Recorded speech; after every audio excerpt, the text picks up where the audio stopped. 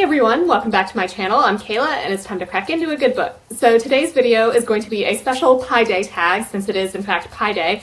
And I was tagged by Angela from Literature Science Alliance who created this tag, so I'll leave her video link down below. But I thought it was such a fun idea, and of course, I couldn't resist doing it. But first, I had to wear my Pi-related shirt, and of course it has something to do with octopi and the kraken and everything, so it's just perfect for me. But anyway, so this is just like a very short, fun tag. And the first question is, pi is an irrational number. Name a character who you feel is irrational. So the book I chose for this was a little hard to choose, but I had read Follow Me fairly recently, and you'll hear my thoughts about it on my mid-month wrap-up, which I'll hopefully do next week. But the main character here, so this is a thriller where our main character is kind of big on social media and posts basically everything on social media, and then she ends up getting an obsessive fan, and basically I decided to go with the main character from this as an irrational character because she makes some choices that I was like, I don't know if that's a really smart idea. Obviously she posts literally everything on social media and I realized I'm also on social media, but I don't share everything with you guys. And as the book goes on, there's some sketchy things going on, and she doesn't really tell anybody, which I was like, that seems awfully neglectful, I guess, of your personal safety. But yeah, so I thought that was kind of an irrational decision.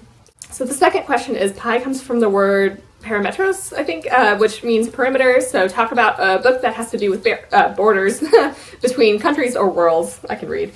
So the book I chose for this is The Collapsing Empire by John Scalzi. So these aren't really strict borders, but there's this thing called the flow, which is an extra dimensional field available at certain points in space-time, so that allows humanity to spread throughout this universe. What ends up happening is sometimes the flow collapses and planets are just cut off from the rest of humanity. They discovered that the entire flow is kind of moving and possibly going to separate all these worlds from each other forever. A group of people, including a scientist, a starship captain, and the Imperox, which is kind of an emperor, empress, but different word. They're trying to maintain the empire and solve the mystery of the flow collapse. So yeah, this is a really fun sci-fi series that I really enjoy, and I think the third book comes out this year, so I'm excited for that. But yeah, so different kind of borders, I guess, but still applicable enough. The third question is, pi is the constant. What's a comforting book constant in your life? So for this, obviously, I have to choose The Dresden Files by Jim Butcher, because we all know how much I love that series, and I guess, it's just a comforting constant in the fact that I know that I'm going to continue to love this series. It's, I've mentioned this, it's my favorite series. I just very much enjoy Harry Dresden as a character, and, now that we're kind of back into Jim Butcher actually publishing books and, his life is back on track, which I'm very happy about. Hopefully we will continue to get many a Dresden book in our future. But another one that I guess I'll just mention here is Calvin and Hobbes. I have loved Calvin and Hobbes for the longest time, and if I need a comforting comic book series, I guess, then I would definitely choose Calvin and Hobbes. I think, it's funny, it's relevant no matter what age you are, and yeah, it's just wonderful. So prompt 4 is, pi has infinite decimal places. What's a series you feel will never end? So I'm going to go with the same answer that Angela from Literature Science Alliance had, because I'm sure that many of you will also choose this, but that's A Song of Ice and Fire by George R. R. Martin. It's been years since we had the last book, and I'm not entirely sure where he is in the process of writing, and there's just so much to keep track of that I'm not really sure he has a great sense of how all these moving pieces will go together. So I don't know. I mean, maybe I'll be pleasantly surprised and that series will end, but at this point, maybe it won't. I don't know. So then prompt 5 is, what is your favorite pie, and name a book that you feel embodies that pie. So obviously we're moving from the mathematical pie to delicious edible pie. But my favorite pie is key lime pie, and I guess, okay, I have two favorite pies. In summer months, it's key lime pie, but in the winter, it's more pecan pie, but we're gonna go with key lime pie for the purposes of this question.